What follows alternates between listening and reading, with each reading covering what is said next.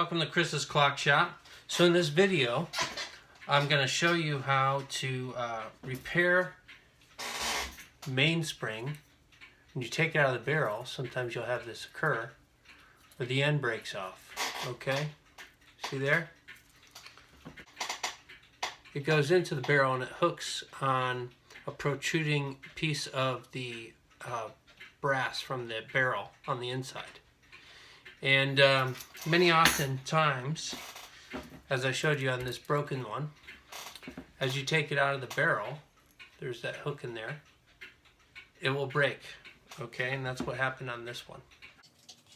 So the first thing you have to do is stretch this out, like I stretched this one out so it's easier to work with. So I'll show you that now. So I'll take a few drops of oil.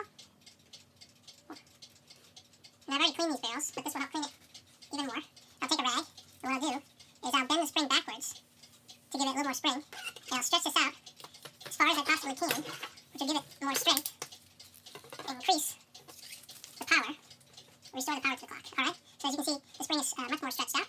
Now the next thing I have to do is cut this end off so I have a straight edge and a new piece to work with.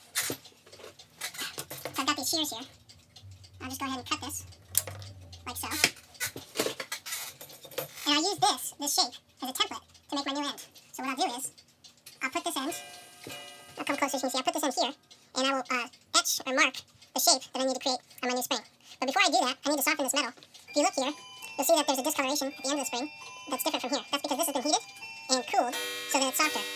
So that's what I have to do first. I'm going to soften this about 2 inches, maybe 3 inches worth of material here with my blowtorch. So this is just a blowtorch from the hardware store.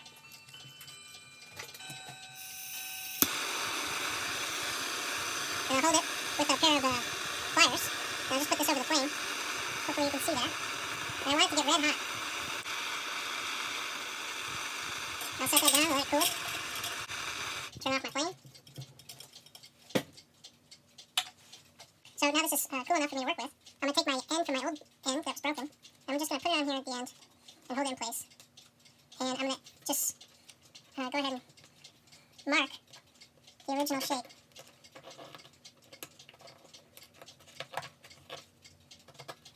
Okay, just the approximate shape. There it is. You see that? Yeah? So I'm going to go ahead and cut this out. And the way I do that is I use a small drill bit and I just drill through the center in 2 holes equal distance from each other to get a place where I can start cutting out. And then when I have most of the material removed, I'll file it off by hand to the desired shape. Now I'm going to score a center line.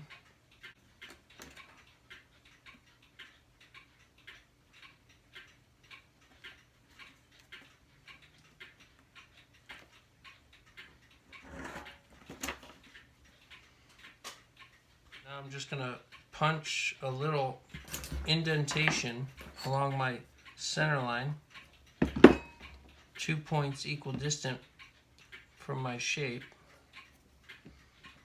so that my drill bit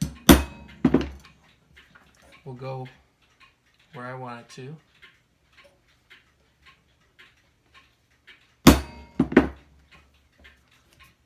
So I got 2 little indentation points, guys. So as you can see, my 2 holes I've drilled out much larger, and most of the material that I'll need to take out to create my shape that I etched out is now removed, and I've got these 2 large holes to work with to put my file in there. So I'm going to use a round-sided file here. I'm just going to go ahead and file this by hand to get the general shape, and then I'll finish it off with a flat file to get my exact shape. So there you see, I've taken out quite a bit of material very quickly, and now I'll do the rest with a flat file to get my exact shape, and then I'll show it to you when I'm done. Hey guys, so I just finished filing this, and as you can see, I got a nice shape. This was my original piece. Alright, and it's not the exact shape, but it doesn't have to be. It just needs to be able to fit into that groove inside the barrel. So as long as it's centered and you got enough meat to grab onto. And now what I want to do I like to cut the corners off so it's a little bit smoother. File those off so there's no sharp edges.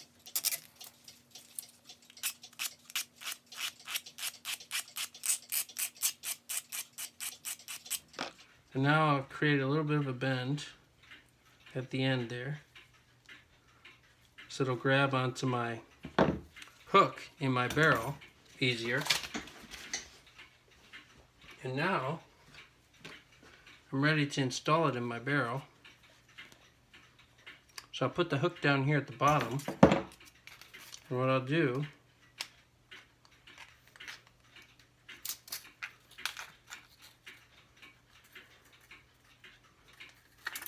so make sure, hopefully you can see that, make sure it grabs that hook, which it does, and then I want to make sure I turn the spring in enough to clear that hook on that first wind, and then I'll wind the rest of it in there. I wind my barrels by hand, by the way. They have winding tool spring winders that you can use instead, but I find this is the quickest way to do it, and it works really well, but it does take some practice, and if you're not careful, that spring can jump out at you. So there you have it, my new spring stretched out and installed in my barrel with my new hook end properly remade, and that's how you do it. Now my 40 drops of oil, put the cap on, we're ready to install the clock. Alright, thanks for watching. If you liked it, hit like and subscribe for more videos. There's more to come.